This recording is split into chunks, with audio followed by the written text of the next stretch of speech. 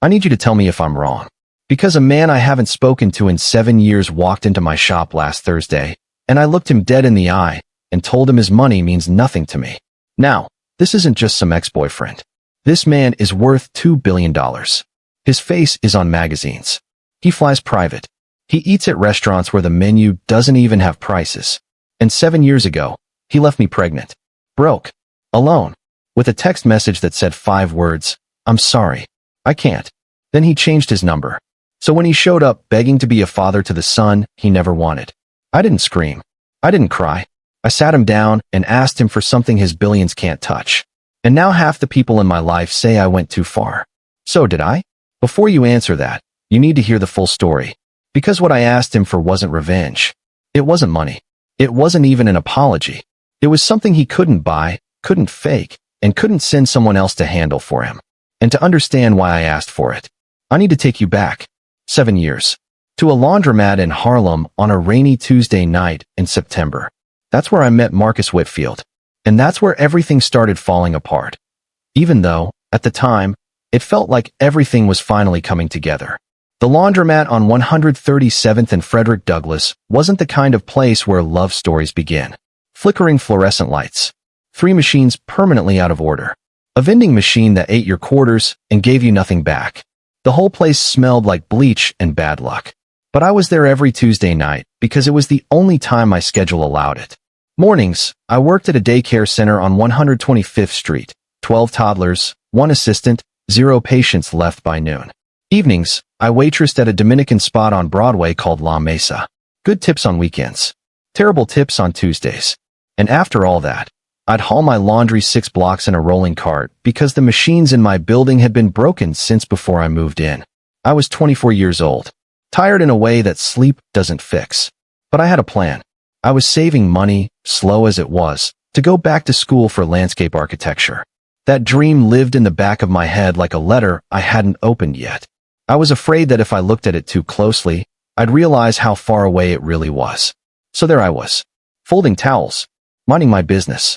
And this guy walks in carrying a garbage bag full of clothes like he'd never set foot in a laundromat in his life.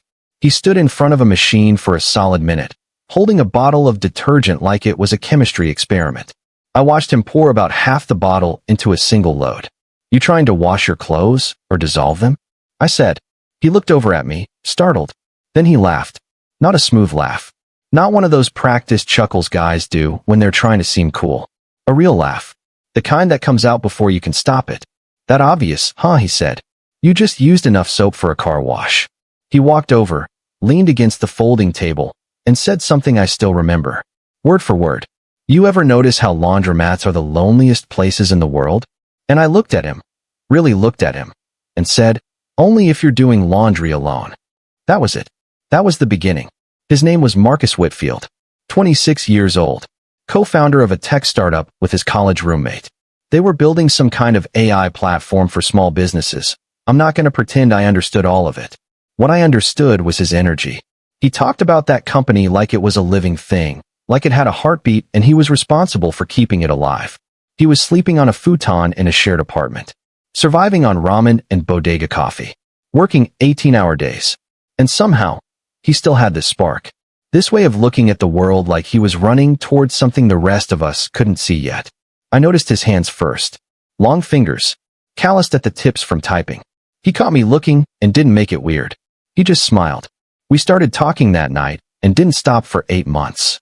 8 months of dollar pizza on Amsterdam Avenue. 8 months of walking through Riverside Park in every kind of weather because neither of us could afford to go anywhere else. 8 months of late-night phone calls that lasted 3 hours because hanging up meant being alone again. 8 months of falling asleep on his futon, watching bad movies on his cracked laptop screen. He'd rehearse his pitch decks with me. I'd sit cross-legged on that futon eating lo mein, listening to him talk about user acquisition and revenue models and market penetration, stuff I didn't fully understand but tried to, because it mattered to him. And I'd say things like, "That part's boring. Start with the story about why you built it." He'd rewrite the whole thing based on my feedback. Next morning, he'd text me. "The investors loved the opening. That was all you." I believed in him before anyone with money did. Before the investors. Before the press. Before any of it. I saw something in Marcus Whitfield that the rest of the world hadn't noticed yet. And I poured myself into supporting his dream so completely that I forgot I had one of my own. My landscape architecture savings? They stopped growing. Not because I spent the money on him. Marcus never asked for a dime. But because I started picking up extra shifts so I could be available when he needed me. I rearranged my whole life around his schedule. His meetings. His deadlines. His anxiety at 2 a.m. when he couldn't sleep because an investor hadn't called back. And he made me believe he saw something in me, too. He'd say things like, "You're the only person who gets me, Nadine. And, when this company takes off, we're doing this together." He'd talk about the future like I was in it. Like I was permanent. That was the cruelest part. I found out on a Thursday morning. Edge of the bathtub. Shaking hands. 2 pink lines on a test I bought from the dollar store because I couldn't afford the fancy kind. My first thought wasn't fear. It wasn't even surprise. It was this warm, quiet feeling in my chest, like a door I didn't know existed had just opened. I wanted this baby. I didn't plan it. I wasn't ready. But I wanted it with a certainty that scared me. I told Marcus that night. We were on his futon. Our futon, really, that's where we spent most of our time. Sharing a container of lo mein from the spot on 141st. I didn't build up to it. I didn't ease him into it. I just said it. I'm pregnant. 11 seconds of silence. I counted. He set down his chopsticks, stared at the wall, and when he finally spoke, his voice was flat. Careful. Like he was choosing each word the way you'd choose where to step in a minefield. Are you sure? I'm sure. More silence. Then he exhaled, long and slow, and said, "The company is about to close its first round of funding. I'm meeting with investors next week. If I become a father right now, everything I've built falls apart." He didn't say he didn't want the baby. He didn't say he didn't love me. He framed it like a math problem. Like fatherhood was a variable that didn't fit the equation. And what I heard underneath all those careful words was this. You and this baby are on the wrong side of a balance sheet. I want you to sit with that for a second. I didn't give him an ultimatum. I didn't threaten to leave. I didn't beg or cry or make demands. I told the man I loved that we had created a life together, and I waited for him to be a man about it. He wasn't. Over the next 3 weeks, Marcus pulled away in stages, like a tide going out. At first, it was subtle. He stopped calling at night. Then the text got shorter. Then he started forgetting plans we'd made.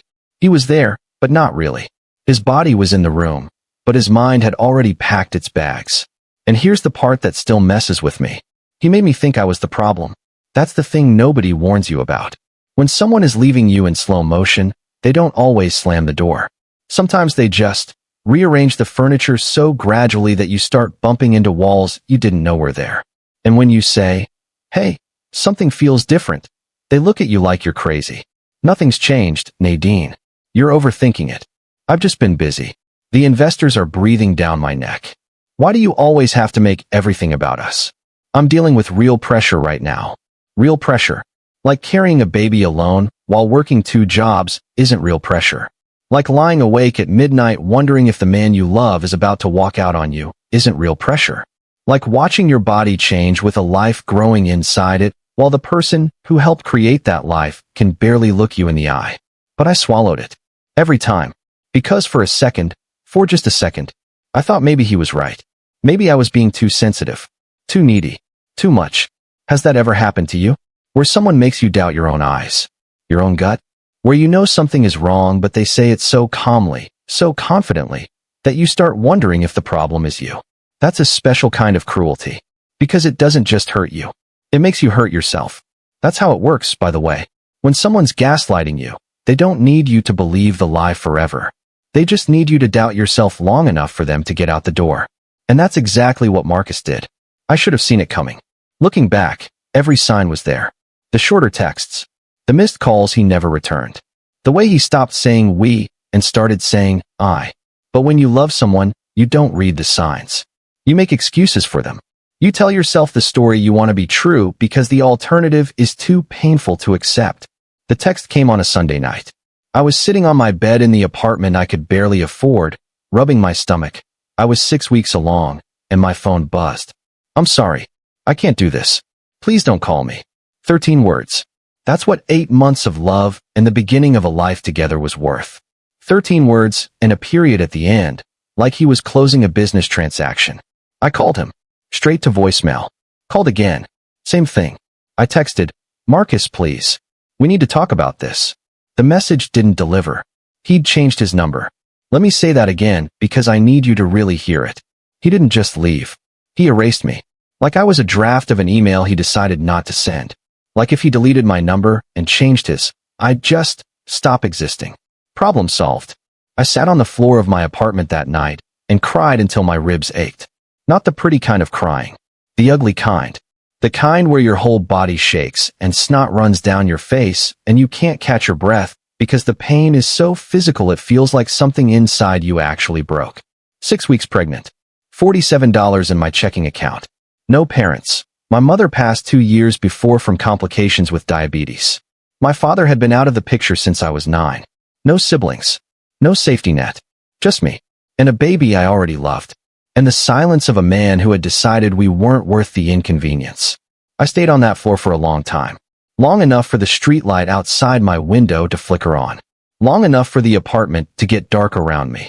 Long enough to feel the full weight of what had just happened settle onto my chest like a stone. And then, I got up. Not because I was brave. Not because I had some grand plan. I got up because the floor was cold, and I was hungry, and there was still a person growing inside me who needed me to eat something. That's how survival starts, by the way. Not with inspiration. Not with a motivational speech. It starts with the smallest, most unglamorous reason you can find to stand up. For me, it was hunger. For my unborn baby, and for myself. I stood up. I made a peanut butter sandwich. And I ate it standing at the kitchen counter in the dark, tears still drying on my face, making myself a promise I intended to keep. I got you. I got you. I promise. I got you. I wasn't talking to myself. I was talking to my son. The one Marcus Whitfield decided he couldn't afford to love. The one he traded for a pitch meeting and a round of funding and a future that didn't include us. And that promise? It cost me everything I had. Every ounce of energy. Every dollar. Every hour of sleep. But I kept it. Every single day for the next 7 years. What it cost Marcus to break his. Well, that's what the rest of this story is about. Here's the thing about rock bottom. Some people hit it and stay there. They set up camp. Build a little tent out of their sadness and call it home. And honestly, nobody would have blamed me if I did. 24 years old. 6 weeks pregnant. $47.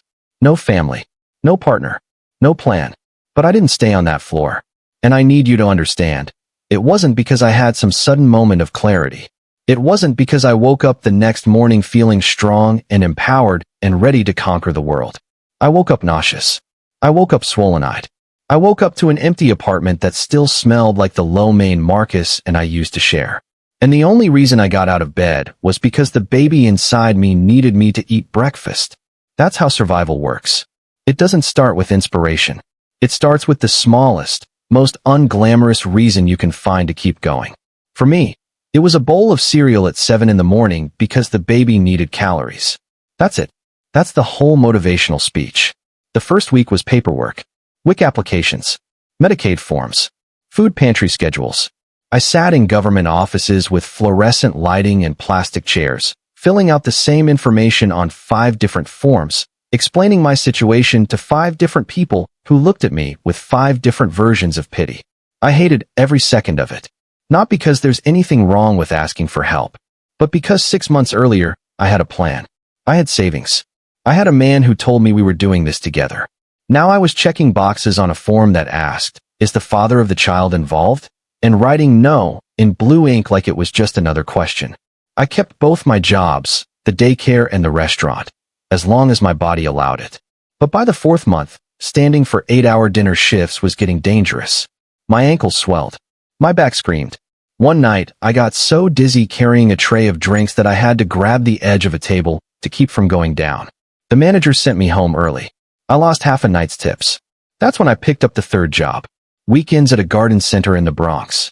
It paid less than waitressing, but I could sit on a stool between tasks, and nobody cared if I moved slow.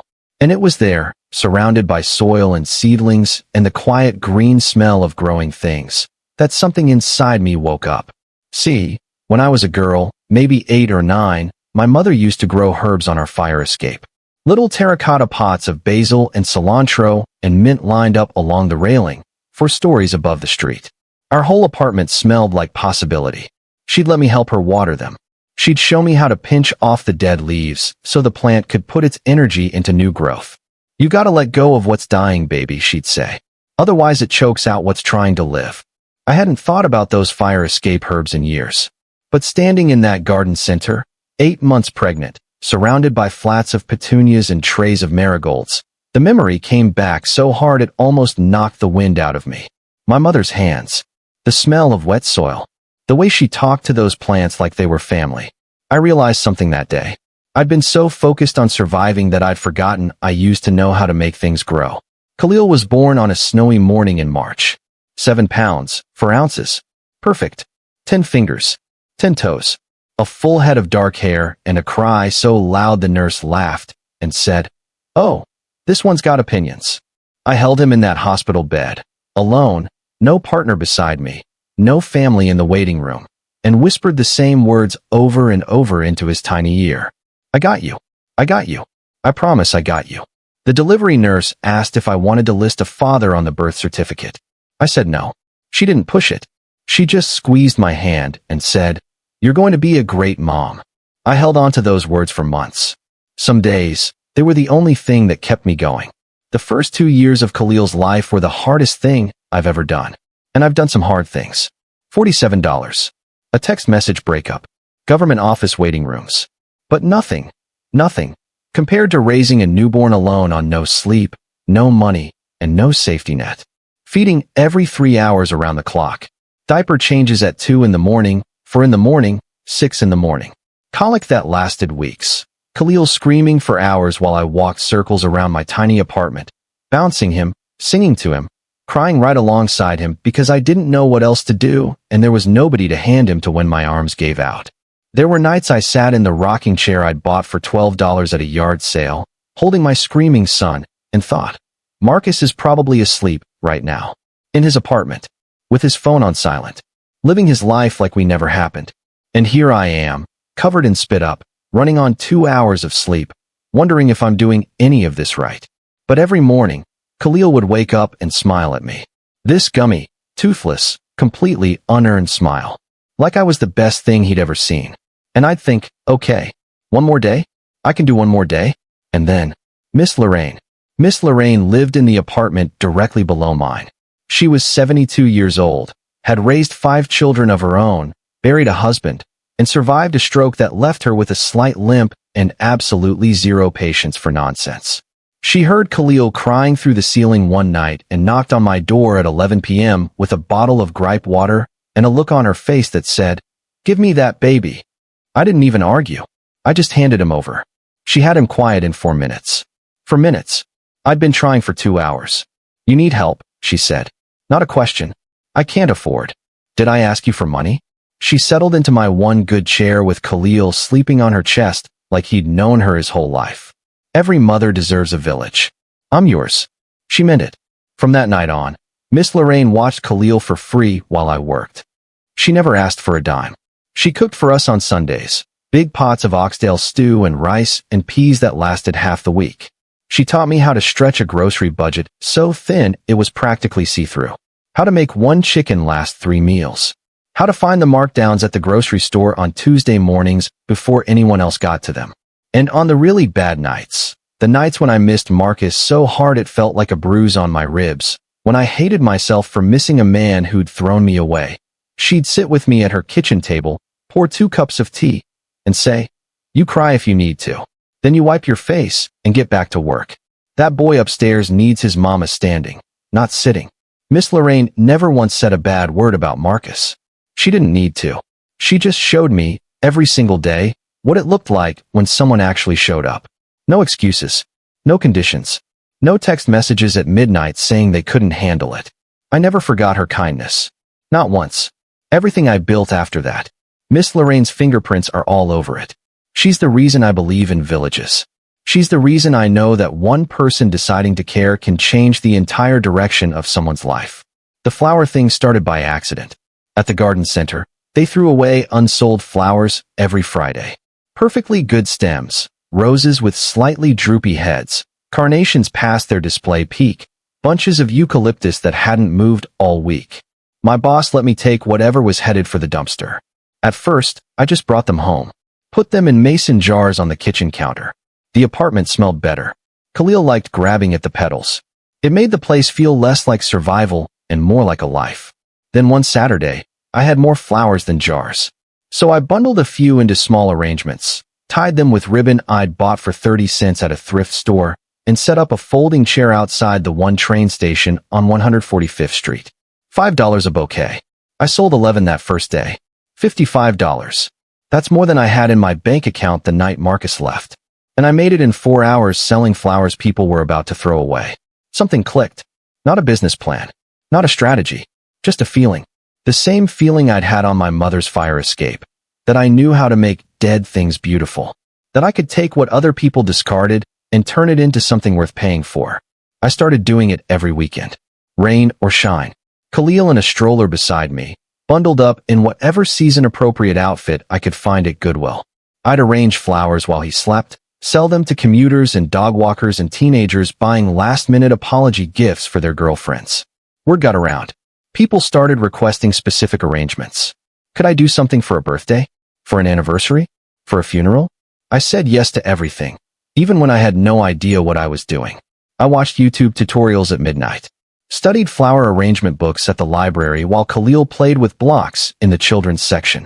Practiced until my fingertips were permanently stained green and my kitchen table was buried under ribbon scraps. By Khalil's third birthday, I had saved enough to rent a storefront. Tiny. 145th Street, between a barbershop and a check-cashing place. Leaky ceiling. A door that stuck every time the humidity rose above 60%. Barely bigger than a walk-in closet. But it had a window facing the street, and when the afternoon sun came through it, the flowers lit up like stained glass. I called it Bloom. Not Nadine's Flowers. Not Fresh Start Floral. Bloom. One word. Because that's what I was doing. That's what I'd been doing since the night I got off that floor. Slowly. Painfully. Without permission or applause. Blooming. Mrs. Patterson. I hired her 3 months in, said the name was perfect. She was a retired schoolteacher from the block, bored out of her mind and looking for something to do. She walked in one Tuesday, bought a $10 arrangement, and said, "You need help in here. You look like you haven't slept since 2019. She wasn't wrong. Business grew the way real things grow. Not overnight. Not in a straight line. Slowly. Then a little faster. Then all at once. A local blogger wrote about the shop. Then a Harlem newspaper did a small feature. Then a wedding planner from the Upper East Side ordered 60 centerpieces for a client's reception, and I stayed up for 3 straight nights making every single one by hand. That wedding planner told 5 friends. Those friends told 10 more. And within 2 years, Bloom wasn't a sidewalk hustle anymore. It was a real business. 6 employees. Contracts with 3 Manhattan hotels. A waiting list for custom event work. And me, still arriving at 5 every morning to start the ovens. Wait. Wrong business. To start prepping arrangements before Khalil needed breakfast. And here's the kicker. While I was building something real from absolutely nothing, Marcus Whitfield was building something, too. His startup got funded. Then it got funded again. Then it got acquired by a major tech company for $1.2 billion. Billion. With a B. And just like that, the man who couldn't afford to be a father became one of the wealthiest young entrepreneurs in the country. I saw his face on the cover of a business magazine at a newsstand on Broadway. I was buying diapers. Khalil was on my hip, yanking at my earring. And there was Marcus, clean shave, expensive suit, confident smile, staring at me from a glossy cover like the last 7 years hadn't happened. I stood there for a long time. Long enough for the guy running the newsstand to ask if I was going to buy something. I put the diapers on the counter. Paid. Walked away. I didn't buy the magazine. I didn't need to read his success story. I was too busy writing my own. And nobody, not one magazine, not one blog, not one headline, wrote about mine. Nobody covered the nights I fell asleep at my work table with resin under my fingernails. The mornings I woke at 4 to prep before Khalil needed breakfast. The time I catered a celebrity wedding in Tribeca, delivered 200 arrangements in a rented van with a broken heater in January, and drove home shaking from the cold, but smiling because the check was going to cover 3 months of Khalil's after-school program. Nobody puts the survival story on a magazine cover. They save that space for the man who ran. But here's what I knew that Marcus didn't.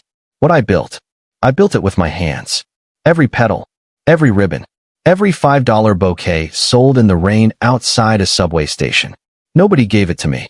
Nobody invested in me. Nobody believed in me except Miss Lorraine and Mrs. Patterson and a baby boy who thought I was the whole world. And that kind of success? The kind you earn dollar by dollar, sleepless night by sleepless night, with dirt under your fingernails and a child on your hip? No amount of money can replicate that. No amount of money even comes close. Now I need to talk about my son. Because if you don't understand who Khalil is, not just as my child, but as a person, then the rest of this story won't hit you the way it should.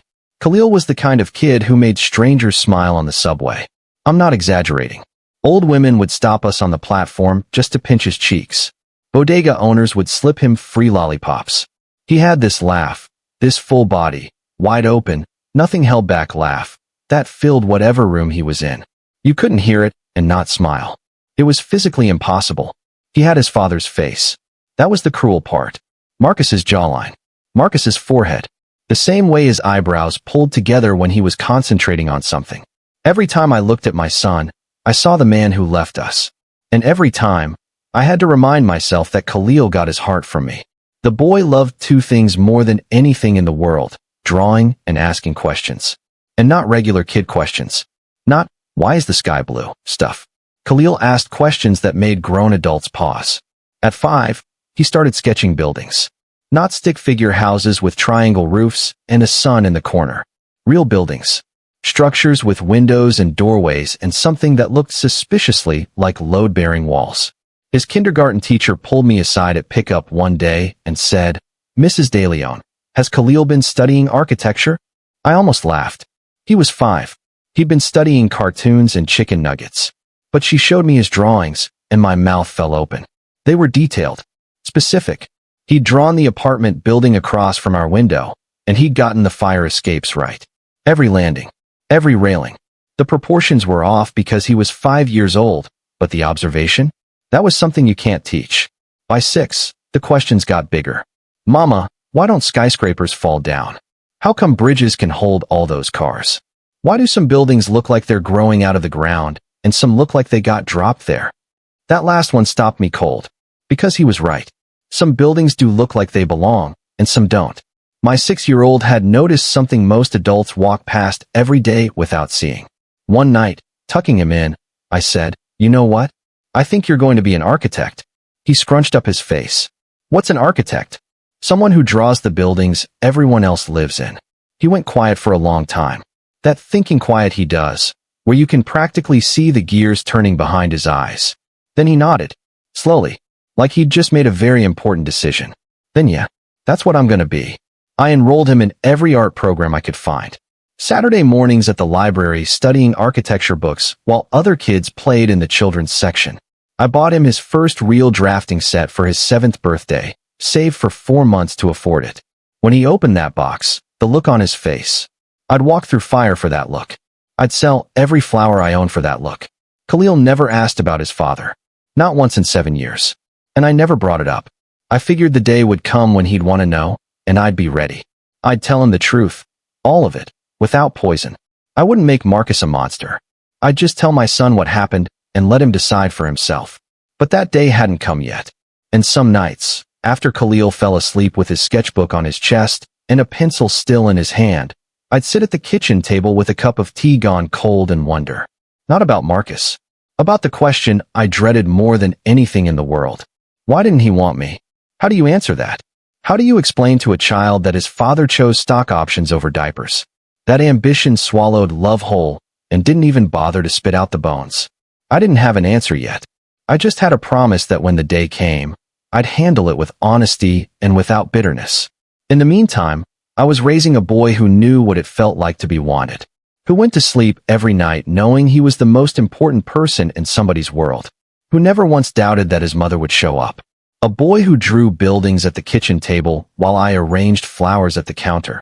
Both of us working with our hands, both of us making something beautiful out of whatever was in front of us. Sometimes I'd look over at him and think, we're the same. He builds things. I build things. The only difference is he uses pencils and I use petals.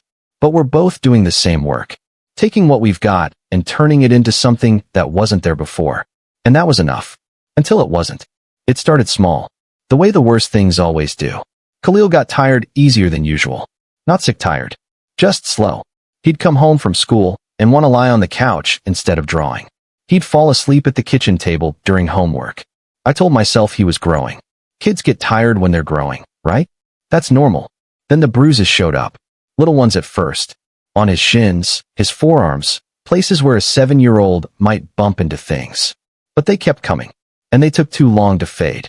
One morning, I noticed a bruise on his rib cage that I couldn't explain. He hadn't fallen. Hadn't bumped into anything. It was just there.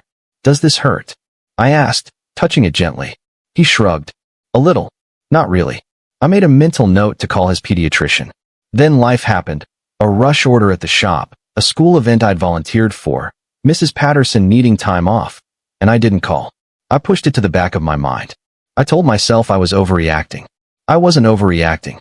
2 weeks later, Khalil got a nosebleed at school that wouldn't stop. Not the kind where you pinch the bridge and it's done in 5 minutes. This one lasted 45 minutes. His teacher called me in a panic. By the time I got to the school, his shirt was soaked through and the school nurse looked like she was about to cry. We went straight to the emergency room. The next 8 hours were a blur of blood draws and waiting rooms and doctors who kept saying, "We're running a few more tests." I sat in a plastic chair holding Khalil's hand while he watched cartoons on my phone, completely unbothered, and I smiled at him and told him everything was fine while my insides turned to ice. The doctor who finally came to talk to me was young, younger than me. She sat down across from us and said the words in a careful, measured voice that told me she'd practiced them. Khalil has a condition called aplastic anemia. It's a rare autoimmune disorder where the bone marrow stops producing enough blood cells, red cells, white cells, and platelets. That's what's causing the fatigue and the bruising and the nosebleed. I heard every word. I understood every word. And somehow none of it felt real. What does that mean? I asked. What do we do? He needs a bone marrow transplant. The sooner the better. She explained the process. They need to find a donor whose marrow matched Khalil's closely enough for his body to accept it. They'd test me first. Then any biological relatives. Biological relatives. I felt those 2 words land in my stomach like stones. My mother was gone. Diabetes took her. My father, I didn't even know if he was alive, and I hadn't spoken to him since I was 9 years old. No siblings. No aunts or uncles close enough to test. The only biological relative Khalil had in this world was the man who'd erased us both with a text message 7 years ago. They tested me the next day. I wasn't a match. The doctor delivered the news like it was routine. To her, maybe it was. She probably gives bad results to parents every week. But to me, sitting in that small office with the overhead light buzzing, it felt like the floor had dropped out from under my chair. I'd carried this boy inside me, fed him from my own body, given him everything I had for 7 years straight. And the one thing he needed most, the thing that could save his life, my body couldn't provide. I sat in the hospital parking lot afterward, alone in my car, gripping the steering wheel with both hands, staring straight ahead at nothing. The engine was off. The windows were up. And I just sat there. For a long time. The kind of long time where the sun moves and the shadows change, and you don't notice because your mind is somewhere else entirely. Because here's what my brain was doing. It was running through every option. Every possibility. Every alternative that didn't involve calling Marcus Whitfield. Could we find a match in a donor registry? Yes, but the odds were low and the wait could be months. Months Khalil might not have. Could we try medication first? The doctor said it was too advanced for that. Could I? There was no way around it. Every road I tried to build in my head led back to the same dead end. Marcus, the man who told me I was overthinking things while he planned his exit. The man who made me doubt my own instincts. The man who said, "I can't do this," and meant it so completely that he changed his phone number to make sure I couldn't argue.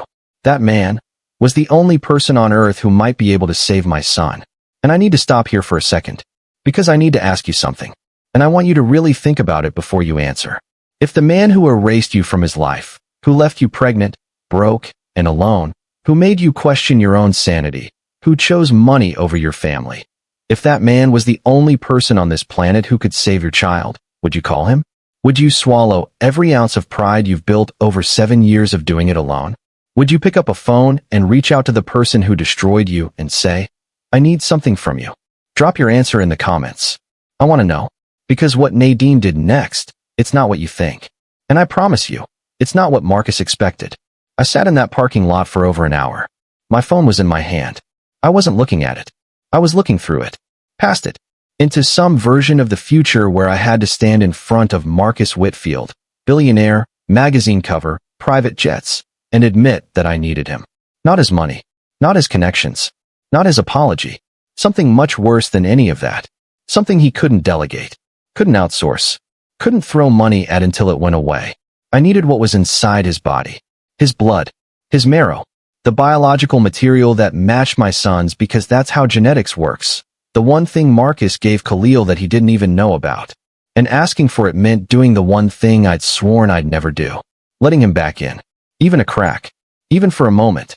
Opening a door I'd sealed shut 7 years ago and reinforced with every $5 bouquet. Every 16-hour workday. Every night, I told myself I didn't need him. I called Janelle Porter at 9:47 that night.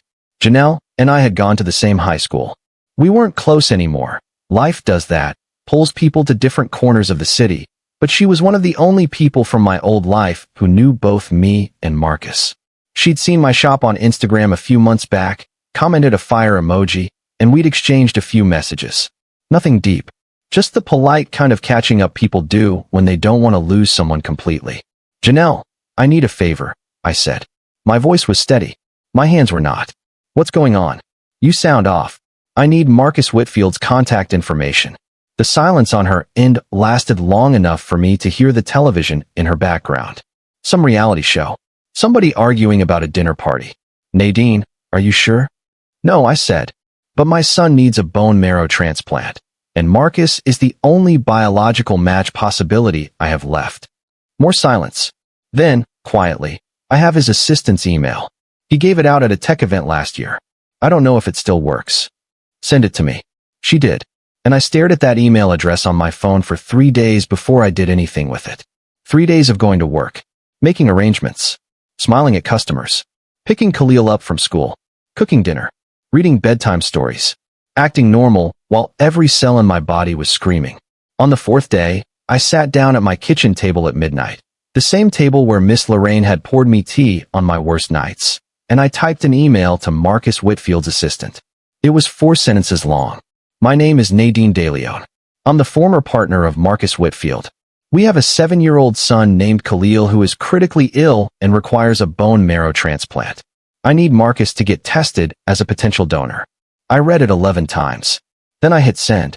And then I sat there, in the dark, in the quiet, and waited for the man who'd abandoned us to decide if our son was worth showing up for. The reply came 6 hours later. It wasn't from the assistant. It was from Marcus himself. 2 words. I'm coming. 2 words. I'm coming. That was his reply. No apology. No explanation. No how is he? Or what happened? Or, I'm sorry I disappeared for 7 years. Just, I'm coming.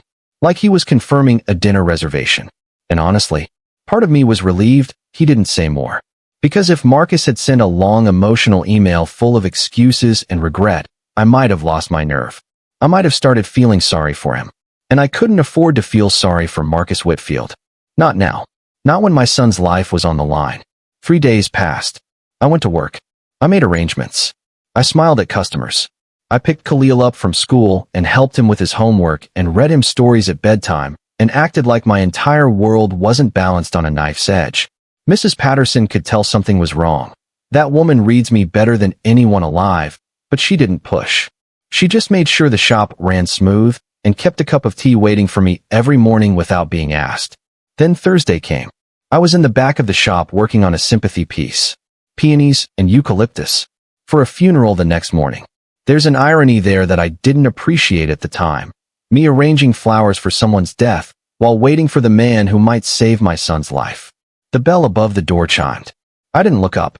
Customers come in all day. Mrs. Patterson handles the front. I handle the arrangements. That's how we work. But Mrs. Patterson didn't greet whoever walked in. She went quiet. And Mrs. Patterson is never quiet. That woman talks to everybody. Mailmen, delivery drivers, stray cats on the sidewalk. Silence from her meant something was very wrong. I looked up, and there he was. Marcus Whitfield, standing in the doorway of my shop like a ghost who'd forgotten he was dead. 7 years older. Gray at his temples. Lines around his eyes that hadn't been there when I knew him. But still handsome. Still tall. Still carrying himself like a man who expected the room to rearrange itself around him. He was wearing a charcoal suit that probably cost more than my monthly rent. Silver watch. Shoes so polished they caught the afternoon light coming through my front window. And behind him, through the glass, I could see a black SUV idling at the curb. Driver waiting. He didn't say hello. He just stood there with his hands in his pockets, scanning the shop, taking in the flowers, the awards on the wall, the photos of my work, the evidence of everything I'd built while he was busy becoming a billionaire. Nadine, he said. His voice was quieter than I remembered. Heavier. Like the word cost him something to say. We're closed for private consultations on Thursdays, I said, and I went back to my peonies. I heard him take a step forward. The floor in my shop creaks in a specific spot near the door. I know that creak like I know my own heartbeat. He stopped just past it. I'm not here for flowers. Then you're in the wrong place. Silence. Long enough for me to finish positioning a stem.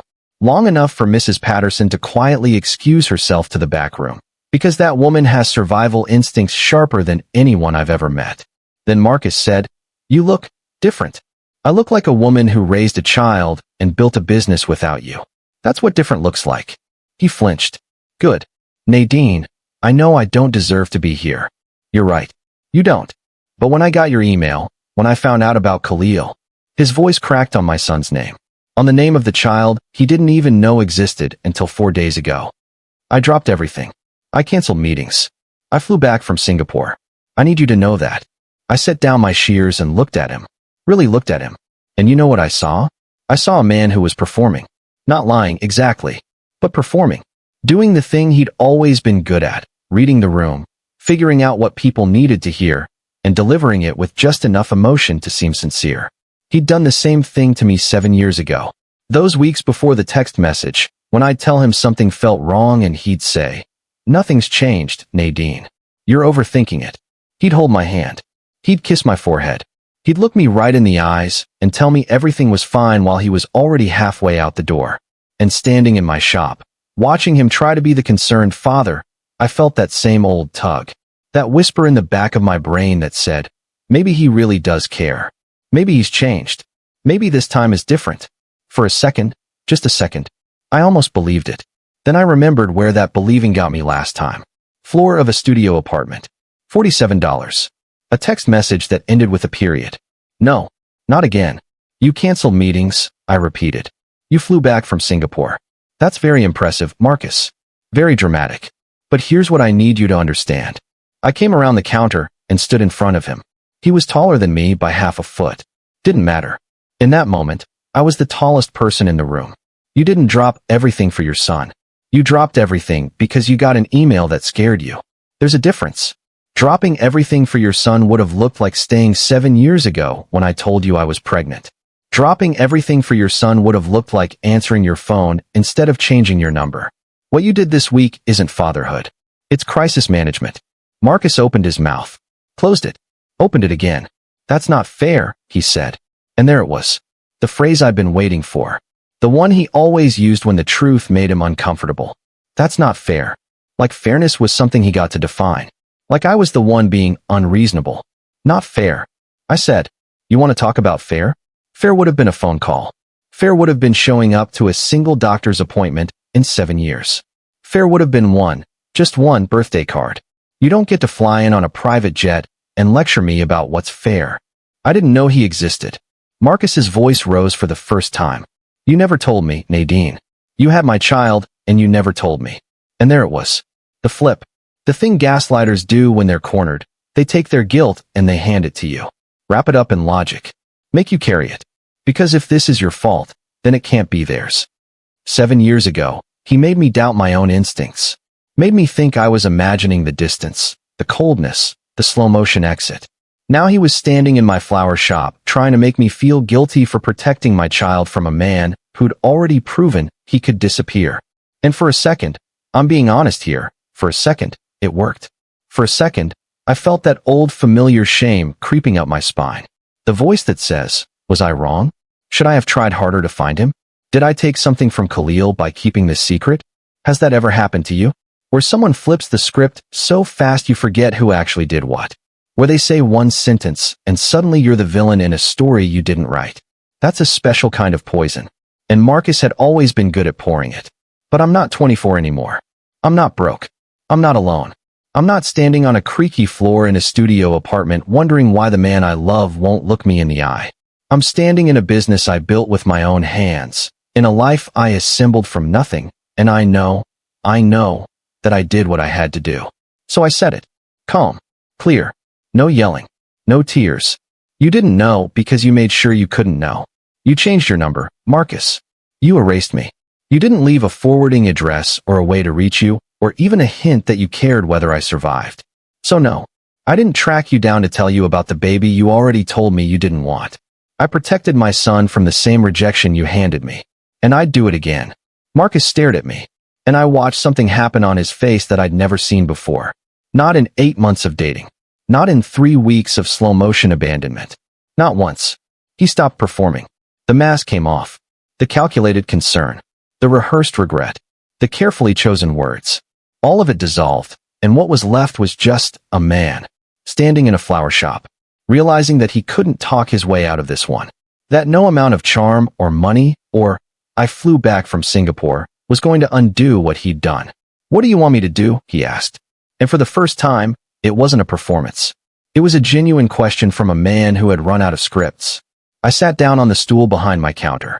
And I'm not going to lie to you, when I sat down, 7 years of doing everything alone hit me all at once. Like I'd been carrying a weight so long I forgot it was there. And the second I paused, my body remembered. I was tired. Bone deep, soul level tired. The kind of tired that sleep doesn't touch. Sit down, I said. Marcus sat. In the small wooden chair by the window where customers wait for their orders. A billionaire in a chair that cost me $8 at a secondhand store. The absurdity of it almost made me laugh. Khalil was diagnosed 4 months ago with aplastic anemia, I said. His bone marrow isn't making enough blood cells. He's tired all the time. He bruises if you look at him wrong. A nosebleed sent us to the ER, and that's when they caught it. Marcus's face went pale. Whatever color was left from his composure drained out. He needs a bone marrow transplant. I got tested. I'm not a match. My mother's gone. My father's been gone since I was 9. No siblings. No close biological relatives. I paused. Let it land. You're the only option left. I need you to get tested, I said. And if you're a match, which you might be, because biology doesn't care about history, I need you to go through with it. The procedure. The recovery. All of it. I'll do it, Marcus said immediately. Right now? Tonight. Tell me where. Stop. I held up my hand. It's not that simple. And if you treat this like one of your business deals, fly in, sign the papers, fly out, you'll do more damage than you've already done. Marcus went still. If you get tested and you're a match, you'll need to be here. Present. For weeks. Hospital visits. Pre-op appointments. Recovery monitoring. It's not glamorous. It won't make the business section of any magazine. Nobody's going to write a profile about it. I don't care about any of that. You cared about it 7 years ago. That one landed. I watched it hit him in the chest. And Marcus, this is the part one needs you to hear. I leaned forward.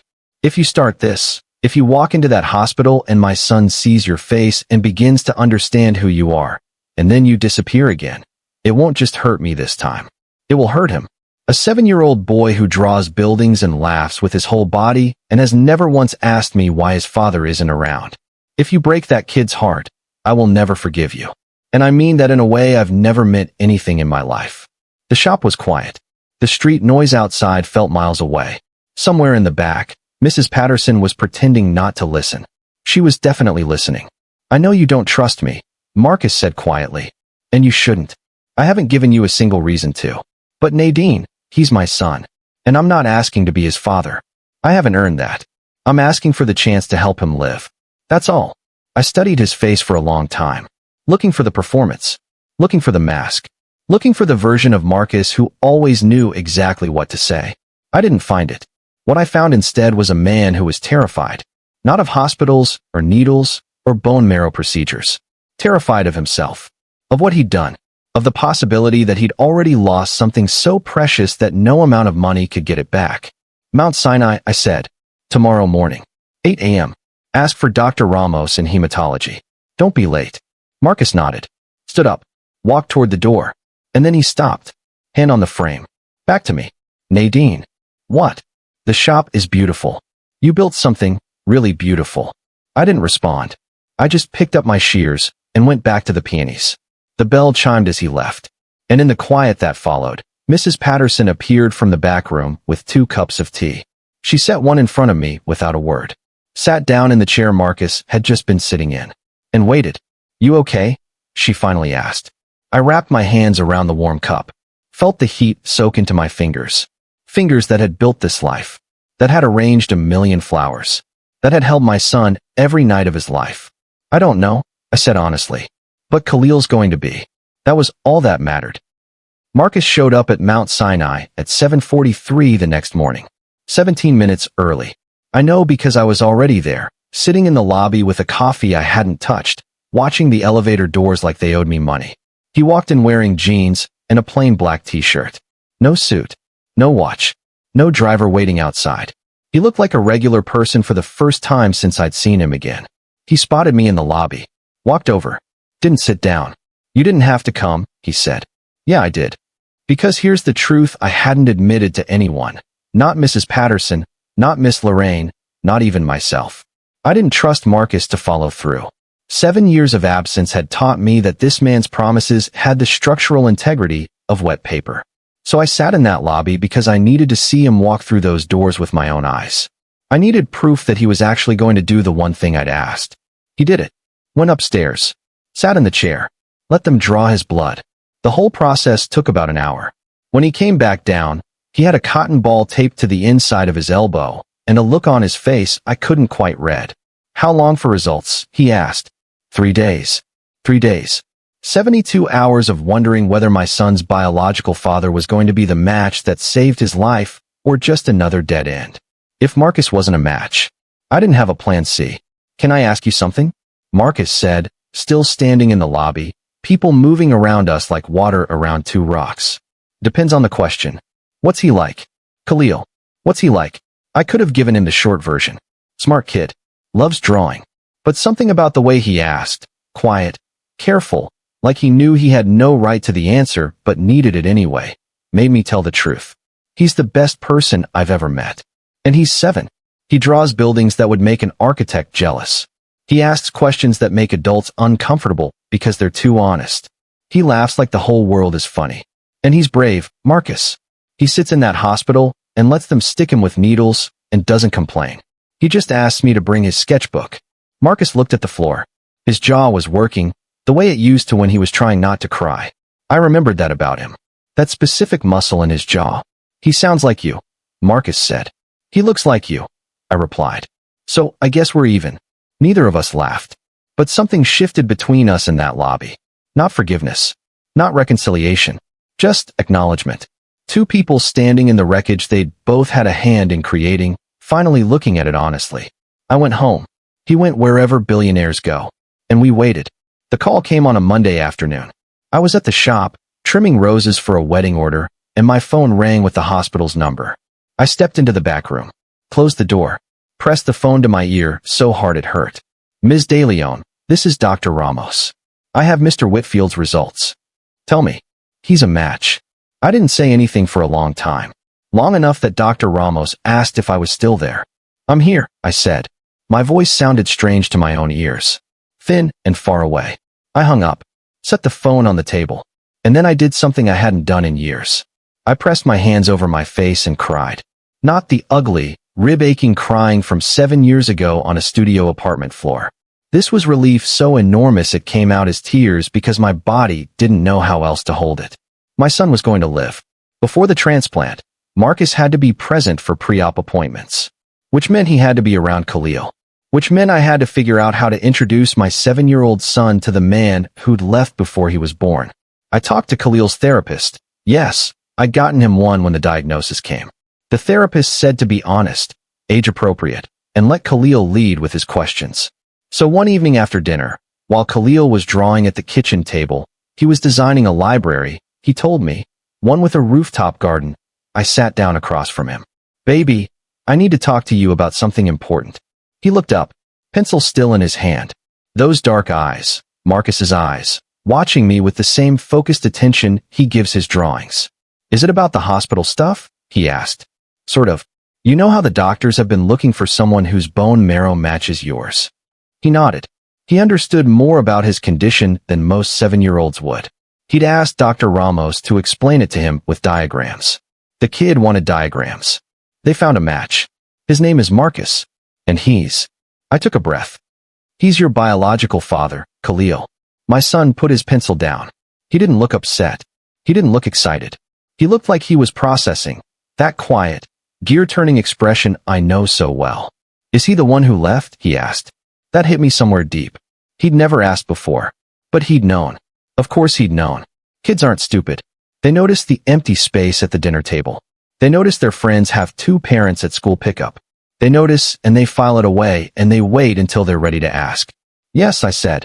He left before you were born. He made a choice that was wrong, and he wasn't there for us. But now he wants to give me his bone marrow? Yes. More silence. Then, is he scared? I hadn't expected that question. Of all the things a 7-year-old could ask, why did he leave? Does he love me? Is he nice? My son asked if the man was scared. I think so, baby. Yeah. Khalil nodded slowly. Like that made sense to him. Like fear was something he understood and respected. Good, he said. I'm scared too. At least we match.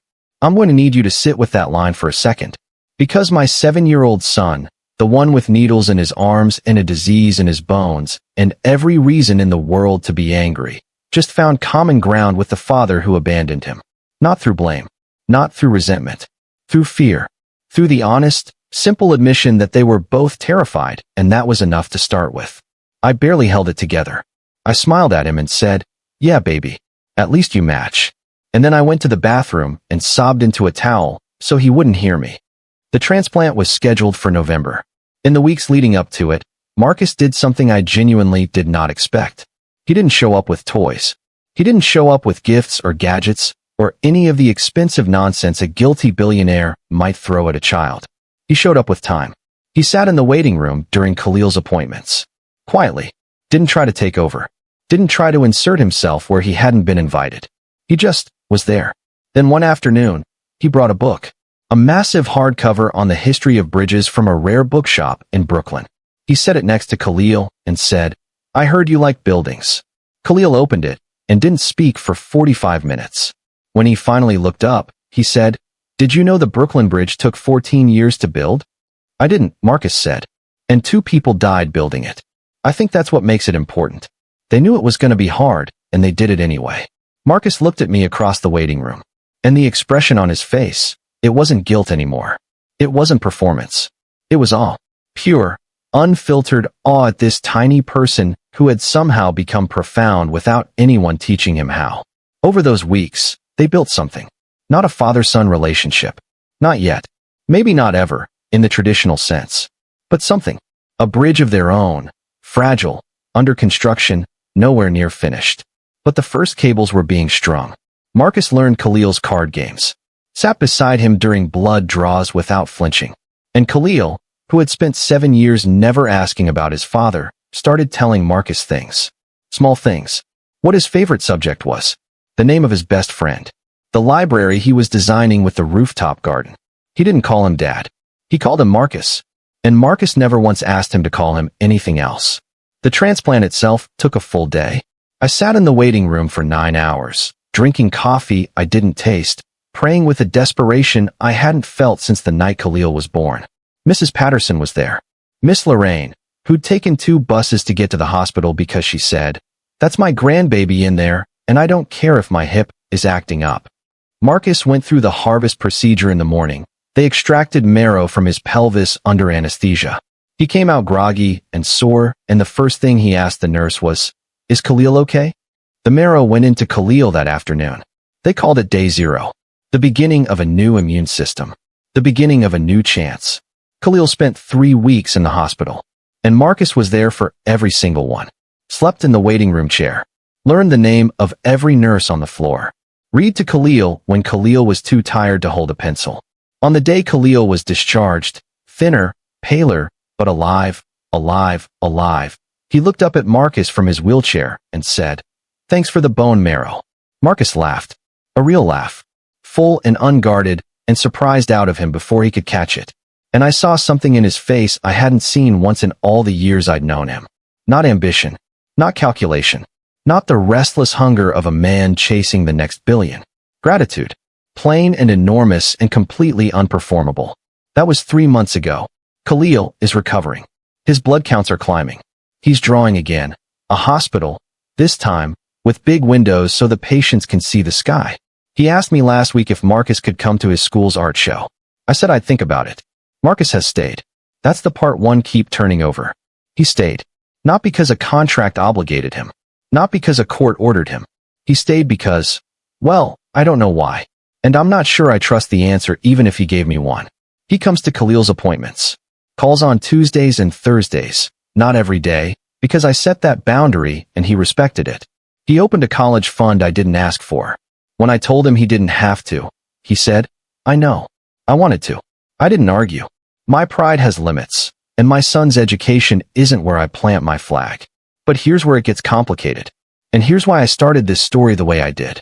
Marcus wants more. He hasn't said it outright, but I can feel it. He wants dinners. Weekends. The word dad. Even though he knows he hasn't earned it. And part of me, a small, quiet, very tired part of me, thinks maybe I should let him. But the other part, the part that remembers the floor and the $47 and the text message with a period at the end, that part says, how do you trust someone who's already shown you exactly who they are? People say he's changed. Mrs. Patterson says she sees it. Even Miss Lorraine, who doesn't trust anyone without 30 years of evidence, said, that man is trying, Nadine. Trying counts for something. Maybe it does. But trying and staying are different things. And Marcus Whitfield has a perfect record of trying right up until the moment it gets hard, and then disappearing like smoke. So here's where I need you. Because I can't figure this one out alone. I've been turning it over for weeks, and I still don't have an answer that sits right in my chest. Do I let him in? Not all the way. Not yet. But do I open the door another inch? Do I let Marcus become something more to Khalil than the man who gave him bone marrow and bridge books? Do I risk my son's heart on a man who already broke mine? Or do I protect what I've built? Keep the walls where they are. Let Marcus be present, but at a distance. Because Khalil is happy. Khalil is healing. Khalil has a mother who shows up every single day, and maybe that's enough. Maybe that's always been enough. I keep hearing my mother's voice in my head. From those afternoons on the fire escape, tending her herbs. You gotta let go of what's dying, baby. Otherwise it chokes out what's trying to live. But how do you know which one is which? How do you tell the difference between something that's dying and something that hasn't had the chance to grow yet? That's the question I can't answer. So I'm asking you, was I wrong for keeping Khalil a secret? Was I right to protect him? And now that Marcus is here, really here, showing up, doing the work, do I let him stay? Or is the safest thing I can do for my son the same thing I've always done? Handle it myself. Keep the walls up. Trust the village I built instead of the man who walked away from it. Let me know in the comment. I need to hear your thoughts. Because tomorrow morning, Marcus is going to call, and I have to decide whether to let it ring or pick up. I'm reading every single comment on this one. Thank you for staying till the end. See you on the next one.